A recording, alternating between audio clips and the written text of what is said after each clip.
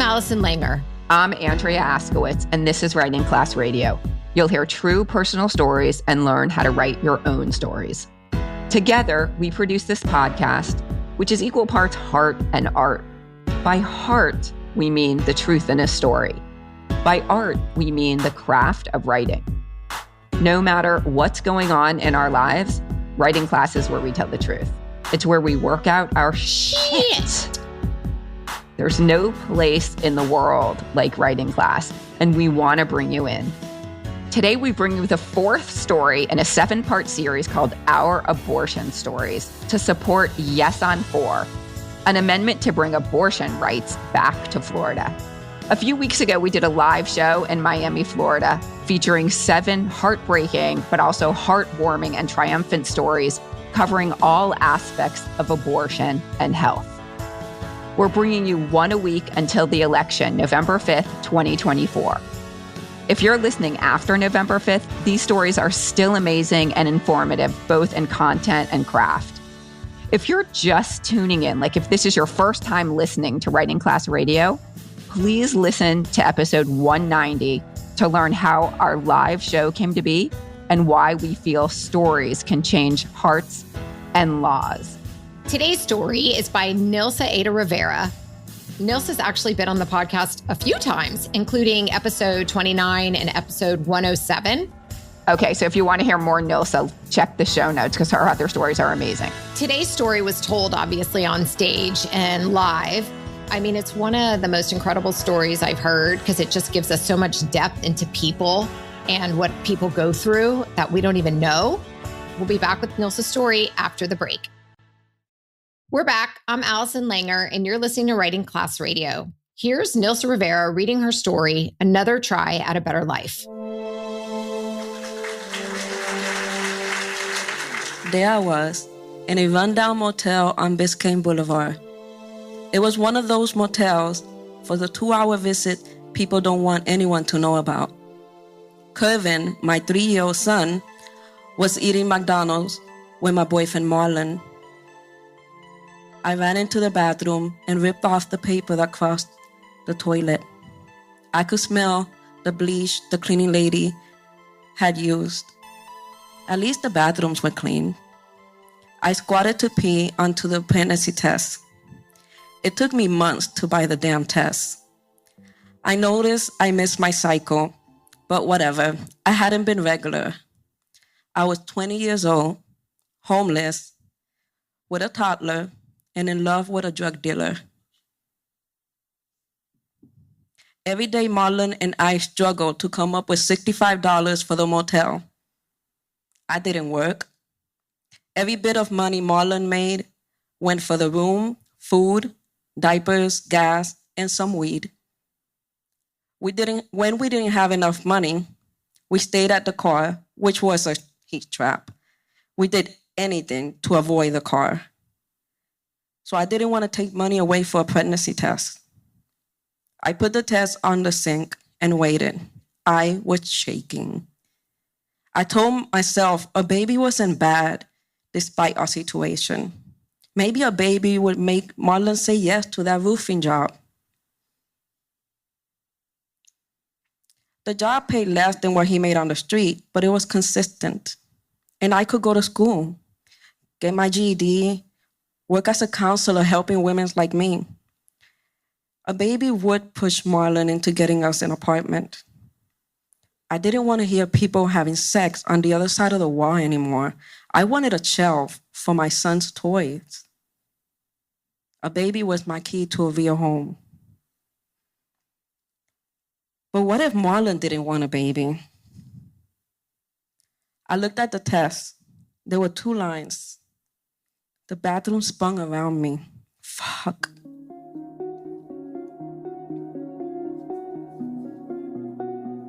When I was pregnant with my first son, my boyfriend got so mad, he screamed and pushed me around. He wanted me to get an abortion, but I didn't believe in abortion. I was raised Catholic and did not want to go to hell. I had the kid and finally ran away when my boyfriend started hitting my son too. Then I met Marlon, who was part of a gang. But he was good to my son and me. I walked out of the bathroom shaking like a bobblehead. When I told Marlon, he jumped up and down and hugged me so hard he knocked me onto the bed. He screamed, "Yes, we're having a baby." Then he thought he crushed the baby and apologized. He rubbed my stomach, all while roaches scurried around the grocery bags that had our clothes in it, all while drugs were hidden in my son's backpack. We talked about our babies and a new life, all while the blue lights from police cars sipped through the windows. He put a finger over his mouth to tell my toddler to hush, while the police walked around the motel to defuse a fight that had broken out between hookers. I knew I had to go to the doctor for prenatal vitamins. I wasn't eating right. Sometimes I ate a 29-cent burger and nothing else for days. But to get to the doctor, I needed a Medicaid card, which I had not renewed because my renewal letter was sent to my friend's house and I forgot to ask about it. I had also lost our birth certificate and Social Security card without them moving around. New birth certificates cost $40. When I finally got the money, I had to wait for the document to be mailed to my grandfather's house. Then I applied for Medicaid, waited for the Department of Children and Family to review my application, approve it, and mail me the card. All in all, I was almost 5 months pregnant, which is 20 weeks, by the time I saw the OBGYN.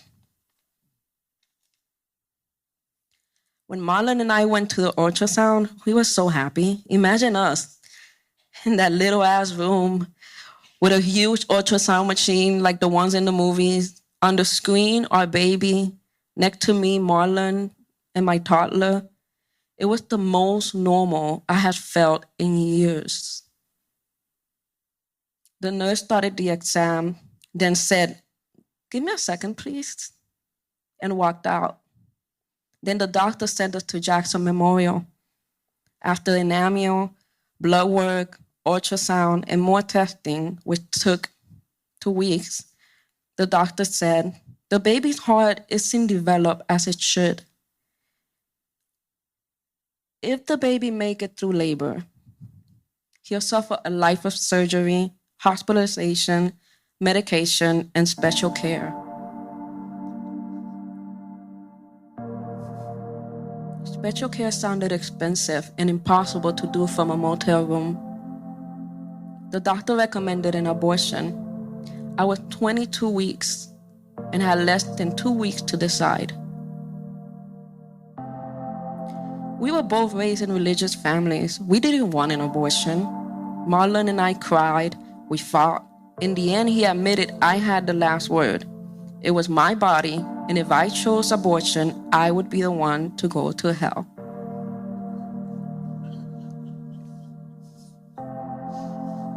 I kept thinking about what kind of life I would give Marlon Jr. Yeah, we named him. Even if I decided to have him and give him up for adoption, what was the likelihood that a baby with such heart problems would be adopted?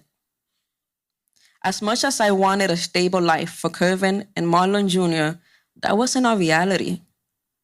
Wouldn't it have been more selfish and sinful to bring a newborn to a motel with mold, roaches, or a car we sold crack out of?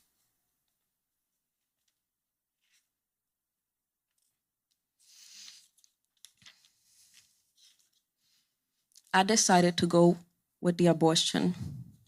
It was the worst experience I have ever been through. I've never met a woman who enjoyed an abortion. Everything about it is painful. After the abortion, Marlon spiraled into depression and got hooked on Xanax. A year later, Marlon and I got arrested. It took me another year to leave Marlon. Then I lived bouncing around between people's houses until I finally got that counseling job, helping women like me, and made enough to rent my own place. That was 27 years ago. Now, I'm a housing analyst. I have a graduate degree. I have a book deal. I'm writing about homelessness. I have 2 adult children, 3 grandbabies I adore, and an amazing, gorgeous, supportive husband who also has a good career. I finally have my real home. I often think of Marlon Jr. I know I made the right decision for him.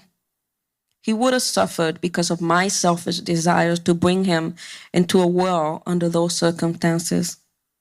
I also know I made the right decision for me, though I still struggle. Having Marlon Jr. and my son on the street and doing what I needed to do to survive would have caused me to lose custody of them both. Worse, who's to tell Marlon Jr. would have survived the streets? Still, for years, I felt evil, like I would end up in hell for what I did. But according to the Bible, God gave me the responsibility to choose what's right for me. The Bible doesn't say when God believes life begins. So while I wait for God, the only entity that has the power to judge me, I choose to believe that sometimes the most loving gift a mother can give her child's soul is another try at a better life.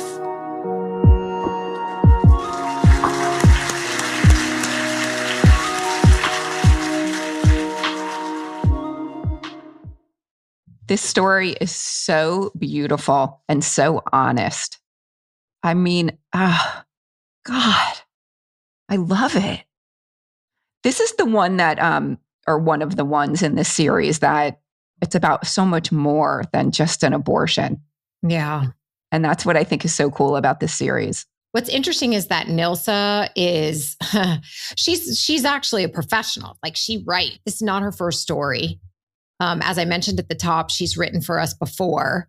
Her voice is so incredible. So there's something about the way she writes with such vulnerability that she's telling us she's a drug dealer. She's telling us like she's living in these terrible places. We love her.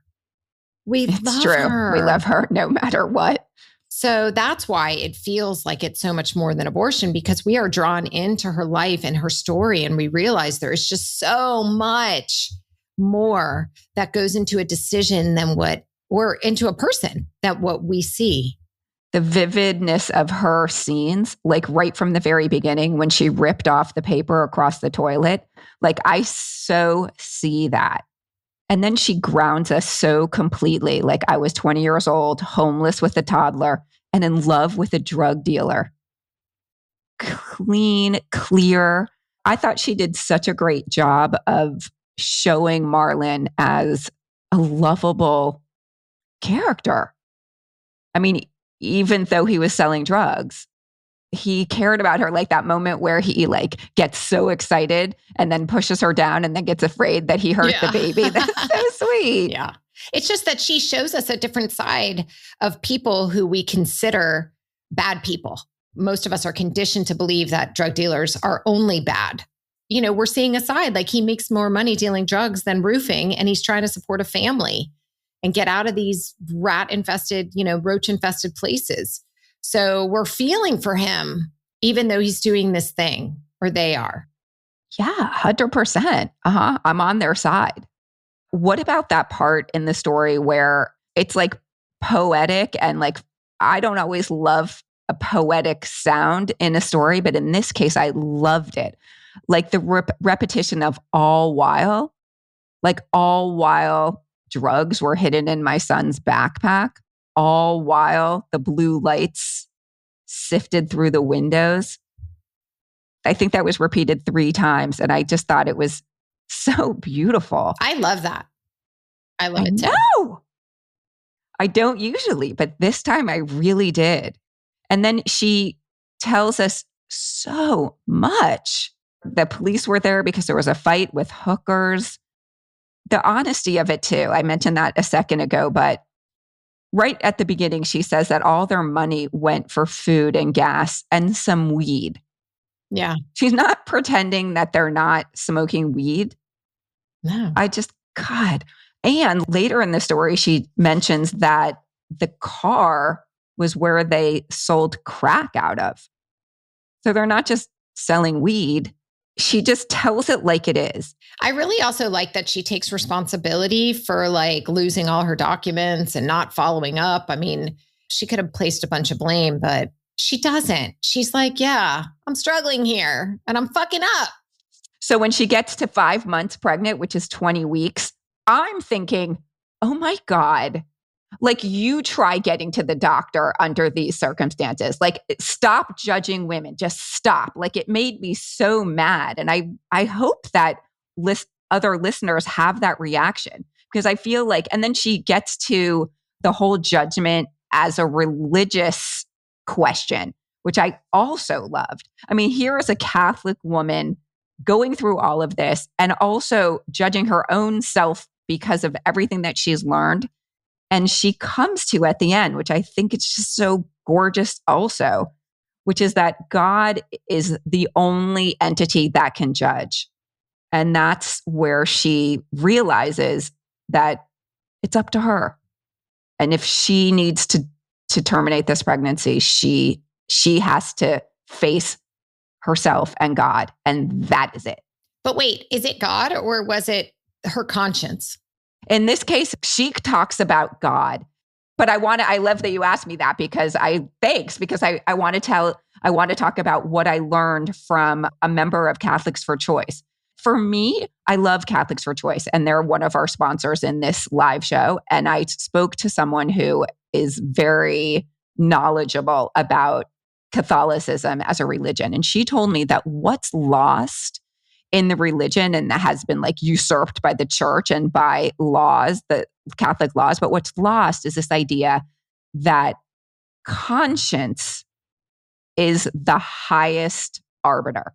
That was exactly what she said. So what is arbiter? I think it's like a determinate, judge, like something that's what determines.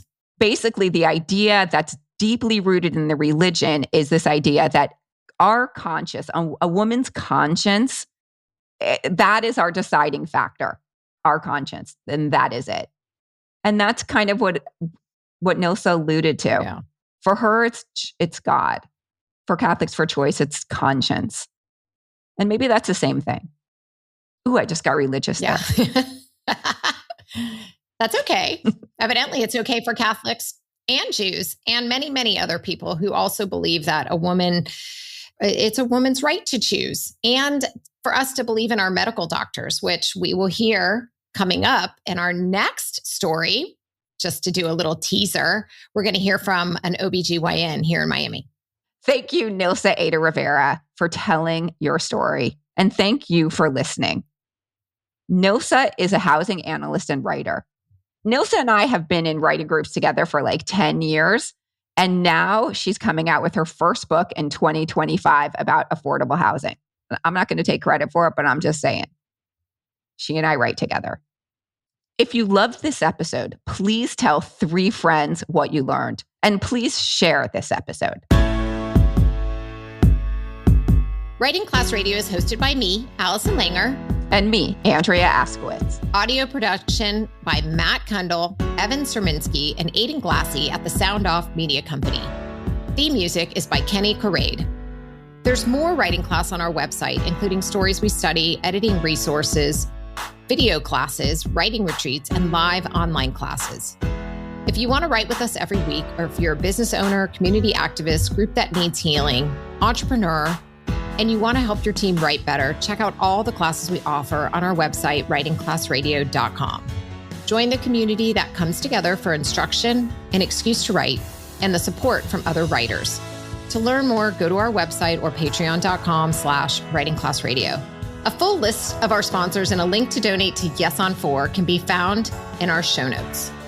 A new episode in this series will drop every Wednesday until the election. There's no better way to understand ourselves and each other than by writing and sharing our story. Everyone has a story. What's yours? Produced and distributed by the Sound Off Media Company.